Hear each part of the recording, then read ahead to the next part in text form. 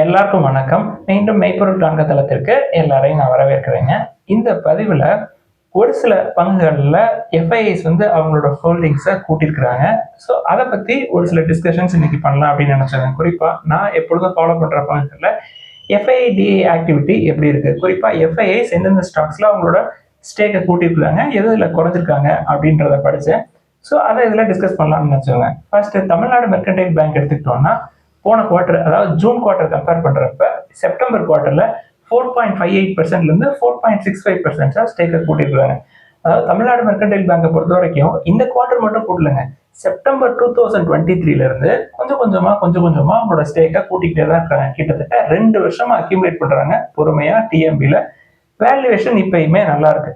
அடுத்த south Indian bank எடுத்துக்கிட்டோம்னா போன குவார்டர், அதாவது மார்ச்சை கம்பேர் பண்றப்ப Q1 ஃபினான்ஷியல் இயர் 26ல அக்ரெசிவா அவங்களோட ஸ்டேக்கை 17.58 கூட்டியிருந்தாங்க. ஃபர்தரா செப்டம்பர் 2025, அதாவது Q2 ஃபினான்ஷியல் இயர் 26 முடிவுல அதை 17.91 கூட்டியிருக்காங்க. ஸோ எஃப்ஐஐஸ் உள்ள வந்திருக்கிறாங்க சவுத் இந்தியன் பேங்கை பொறுத்த வரைக்கும். அடுத்து கர்நாடகா பேங்க் எடுத்துக்கிட்டோம்னா ஜூன் 2025 வரைக்கும் 15.66% ஸ்டேக் வச்சுட்டு இருந்திருக்காங்க எஃப்ஐஐஸ். அதாவது மார்ச் 2025 தென் டிசம்பர் 2024 ரெண்டு குவார்டர்லையுமே பெர்சன்டேஜ் ஆஃப் ஸ்டேக்கை ஏற்றிக்கிட்டே இருந்தவங்க இந்த குவார்டர் செப்டம்பர் 2025ல அவங்களோட ஸ்டேக்கை குறைச்சிருக்காங்க. 14.60% இருக்குங்க. அடுத்து இண்டஸ்இண்ட் பேங்க் எடுத்துக்கிட்டோம்னா ஃபர்தரா அக்யூமுலேட் பண்ணியிருக்காங்க எஃப்ஐஐஸ். அதாவது மார்ச் 2025ல 29.53% ஸ்டேக் இருந்ததுங்க. அதை ஜூன் 2025ல 33.68 கூட்டினாங்க. இப்ப செப்டம்பர் குவார்டரோட முடிவுல அதை ஃபர்தரா கூட்டி 34.32% இன்க்ரீஸ் பண்ணிருக்காங்க எஃப்ஐஐஸ். டிஐஸ் அவங்களோட ஸ்டேக்கை குறைச்சிருக்காங்க. அதாவது 33.18%ல இருந்து 31.57 குறைச்சிருக்காங்க. மார்ச் 2025ல 36.32% ஸ்டேக்கு டிஐஸ் இருந்திருக்குங்க. ஸோ லாஸ்ட் 6 மந்த்ஸா டிஐஸ் இண்டஸ்இண்ட் பேங்கை வெளில நவுத்தி விடுறாங்க அப்படின்றது தெரியுது. அடுத்து ஐடிஎஃப்சி ஃபர்ஸ்ட் பேங்கை பொறுத்த வரைக்கும் ஜூனை கம்பேர் பண்றப்ப செப்டம்பர் 2025ல கொஞ்சம் எஃப்ஐஐ ஸ்டேக்கை கூட்டியிருக்காங்க. 23.80% இருந்து 24.64 இன்க்ரீஸ் பண்ணிருக்காங்க. முக்கியமா 2 எஃப்ஐஐஸ், அதாவது அபுதாபி இன்வெஸ்ட்மெண்ட் அத்தாரிட்டி தென் வார்பக் பிங்கர்ஸ், அவங்க 2 பேரும் சேர்ந்து ஒரு 7,500 கோடி ரூபாய் முதலீடு பண்ணுவோம் அப்படின்னு சொல்லியிருக்காங்க. அதுக்கான அப்ரூவல்லாம் வந்துருச்சுங்க. ஆனா அது இன்னும் ரிஃப்ளெக்ட் ஆகல செப்டம்பர் 2025ல. மேபி நெக்ஸ்ட் குவார்டர்ல அது ரிஃப்ளெக்ட் ஆகலாம். அடுத்து ஃபெடரல் பேங்க் எடுத்துக்கிட்டோம்னா கம்பெனில எஃப்ஐஐஸ் அவங்களோட ஸ்டேக்கை கொஞ்சம் குறைச்சிருக்காங்க. அதாவது 26.86%ல இருந்து 25.54% எஃப்ஐஐ ஸ்டேக்கை குறைச்சிருக்காங்க ஃபெடரல் பேங்க்ல.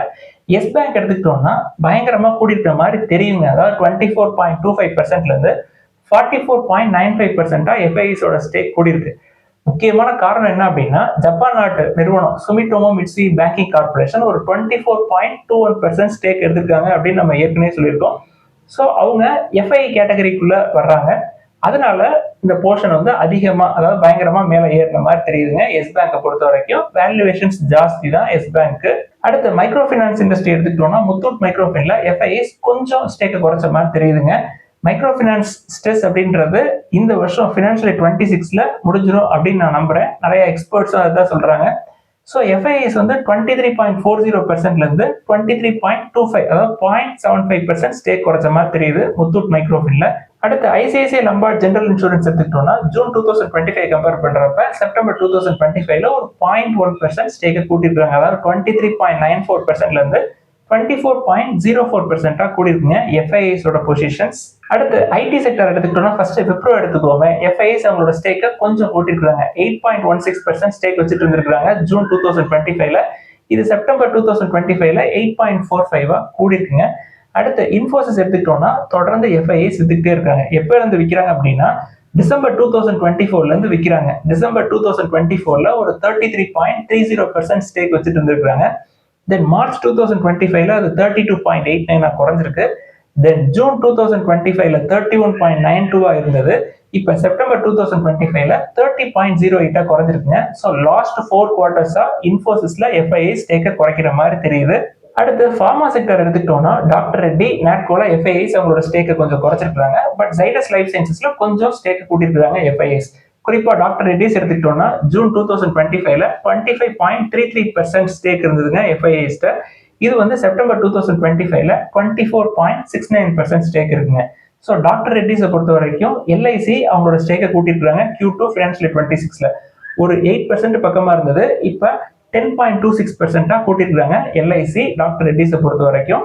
அடுத்து நாட்கோ ஃபார்மா எடுத்துக்கிட்டோம்னா மார்ச் 2025ல 17.49% ஸ்டேக் இருந்திருக்குங்க எஃப்ஐஎஸ்ட. இது ஜூன் 2025ல 14.09 குறைஞ்சிருக்கு. தென் செப்டம்பர் 2025ல இன்னும் குறைஞ்சிருக்குங்க, 15.52 இருக்கு. நாட்கோவை பொறுத்த வரைக்கும் இப்பயுமே நல்ல வேல்யூவேஷன்ல தான் இருக்கும். அதோட ஆல் டைம் ஹைன்னு பார்த்தீங்கன்னா ஒரு 1600 பக்கமா இருந்திருக்குங்க. ஸோ எஃப்ஐஎஸ் பயங்கரமா வித்திருக்கிறாங்க. அடுத்து கிளப் மஹேந்திரா எடுத்துக்கிட்டோம்னா எஃப்ஐஎஸ் அவங்களோட ஸ்டேக்கை 0.02% கூட்டியிருக்காங்க. 5.42% 5.44% எஃப்ஐஎஸோட ஸ்டேக் கூட்டியிருக்குங்க. அடுத்து ட்ரீம் ஃபோர்ஸ் நிறுவனம் எடுத்துக்கிட்டோம்னா எஃப்ஐஎஸ் சுத்தமா தொடச்சு வெளியில வந்துட்டாங்க சுத்தமாவே அப்படின்னு சொல்லலாம். அதாவது 0.66% ஸ்டேக் வச்சுட்டு இருந்தாங்க ஜூன் 2025ல. இப்போ 0.01% தாங்க இருக்கு. ஒரு காலத்துல 12% வரைக்கும் வச்சுட்டு இருந்திருக்காங்க எஃப்ஐஎஸ் ட்ரீம் ஃபோர்ஸ்ல. அதாவது டிசம்பர் 2022ல 11.50% ஸ்டேக் வந்து எஃப்ஐஎஸ் தாங்க இருந்திருக்கு. ஸோ தொடர்ந்து கொஞ்சம் கொஞ்சமா வித்துக்கிட்டே வந்து இப்ப எஃப்ஐஎஸோட ஸ்டேக் வந்து 0.01% இருக்கு. அடுத்து காஃபி டே எடுத்துக்கிட்டோம்னா எஃப்ஐஎஸ் கொஞ்சம் ஸ்டேக்கை குறைச்ச மாதிரி தெரியுதுங்க. ஆனா பப்ளிக் ஹோல்டிங்ஸ்ல எடுத்து பாக்குறப்ப இன்வெஸ்டர் டோலி கண்ணா அவர்கள் ஜூன் 2025ல 1.55% ஸ்டேக்கை செப்டம்பர் 2025ல 2.19 இன்க்ரீஸ் பண்ணிருக்கிற மாதிரி தெரியுது. அடுத்து ஹீரோ மோட்டார் கார்ப் எடுத்துக்கிட்டோம்னா எஃப்ஐஎஸ் ஸ்டேக்கை கூட்டிருக்காங்க, கிட்டத்தட்ட 1.7% பக்கமா கூட்டிருக்காங்க. ஜூன் 2025ல 27.05% இருந்த ஸ்டேக் இப்ப 28.76% இருக்குங்க செப்டம்பர் 2025 முடிவுல. அடுத்து ரிலாக்ஸோ ஃபுட்வேர்ஸ் எடுத்துக்கிட்டோம்னா எஃப்ஐஎஸ் அவங்களோட ஸ்டேக்கை கொஞ்சம் கூட்டிருக்காங்க. அதாவது 2.85% 3.04 அவங்களோட ஸ்டேக் வந்து கூட்டிருக்குங்க. பட் டிஐஎஸ் தொடர்ந்து ஸ்டேக்கை குறைக்கிறாங்க ரிலாக்ஸோ ஃபுட்வேர்ஸ்ல. ரிலாக்ஸோ இப்பயுமே காஸ்ட்லி தான், அது ஒரு 50 டைம்ஸ் ஏர்னிங்ஸ் பக்கமா இருக்கும். அடுத்து பெட்ரோனெட் எல்என்ஜி எடுத்துக்கிட்டோம்னா எஃப்ஐஎஸ் ஸ்டேக்கை கொஞ்சம் குறைச்சிருக்காங்க. 29.04% இருக்குங்க ஜூன் 2025ல. இது செப்டம்பர் 2025ல 28.03 குறைஞ்சிருக்கு. அடுத்து அமர்ராஜா எனர்ஜி அண்ட் மொபைலிட்டி எடுத்துக்கிட்டோம்னாலும் எஃப்ஐஎஸ் அவங்களோட ஸ்டேக்கை குறைச்சிருக்காங்க. அதாவது ஒன்ஸ் அப்பான் ஏ டைம், அதாவது மார்ச் 2023ல அமர்ராஜா எனர்ஜியில எஃப்ஐஎஸ் வந்து ஒரு 36.19% வரைக்கும் ஸ்டேக்கை வச்சுட்டு இருக்காங்க. இதாங்க வந்து மேக்சிமமா தெரியுது நான் பார்த்த வரைக்கும். ஜூன் 2025 எடுத்துக்கிட்டோம்னா 20.7% இருக்குங்க.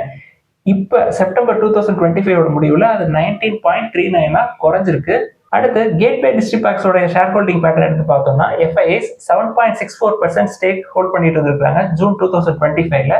செப்டம்பர் 2025 முடிவுல அது 7.69% கூடி இருக்குங்க. ராம்கோ இண்டஸ்ட்ரீஸ் எடுத்துக்கிட்டோம்னாலும் எஃப்ஐஎஸ் அவங்களோட ஹோல்டிங்ஸை கூட்டியிருக்காங்க. 1.12%ல இருந்து 1.26 கூட்டியிருக்காங்க Q1 ஃபினான்ஷியல் 26 கம்பேர் பண்றப்ப Q2 ஃபினான்ஷியல் 26ல. ஓவராலா இந்திய சந்தைன்னு எடுத்துக்கிட்டோம்னா H1 ஃபினான்ஷியல் 26ல, அதாவது முதல் 6 மாதம் April May June July August September இந்த 6 மாசம் எடுத்துக்கிட்டோம்னா எஃப்ஐஎஸ் கேஷ் செக்மெண்ட்டை பொறுத்த வரைக்கும் முதல் 3 மாதத்துல, அதாவது ஏப்ரல் மே ஜூன்ல நெட் பையர்ஸா இருந்தாங்க கேஷ் செக்மெண்ட்ல. அதாவது ஏப்ரல்ல வந்து ஒரு 2735 crores, மார்ச்ல ஒரு 11773 crores, தென் ஜூன்ல 7488 crores.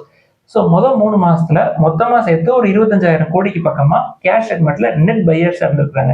ஃபினான்ஷியல் இயர் 26ல அடுத்த 3 மாசத்தை எடுத்துக்கிட்டோம் அப்படின்னா, அதாவது ஜூலை ஆகஸ்ட் செப்டம்பர் இந்த 3 மாசமே வந்து எஃப்ஐஎஸ் எஃபிஐஸ் கேஷ் செக்மெண்ட்ல நெட் செல்லர்ஸா தான் இருந்திருக்காங்க.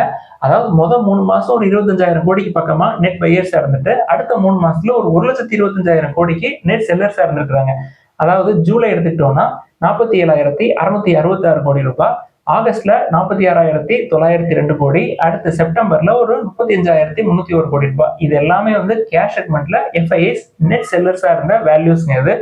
ஸோ டோட்டலா போட்டு பார்த்தோம் அப்படின்னா ஒரு 1,25,000 கோடிக்கு பக்கமா இருக்கு நெட் செல்லர்ஸா தான் இருக்கிறாங்க. ஸோ ஓவராலா ஃபினான்ஷியல் 26 எடுத்துக்கிட்டோம்னா எஃப்ஐஎஸ் கேஷ் செக்மெண்ட்டை பொறுத்த வரைக்கும் நெட் செல்லர்ஸா தான் இருக்கிறாங்க. அக்டோபர் மாசத்தை எடுத்துக்கிட்டாலும், அதாவது அக்டோபர் 17ஆம் தேதியோட முடிஞ்ச ட்ரேடிங் செஷன்ல எஃப்ஐஎஸ் நெட் செல்லர்ஸா தான் இருக்கிறாங்க கேஷ் செக்மெண்ட்டை பொறுத்த வரைக்கும் ஒரு 586 crores.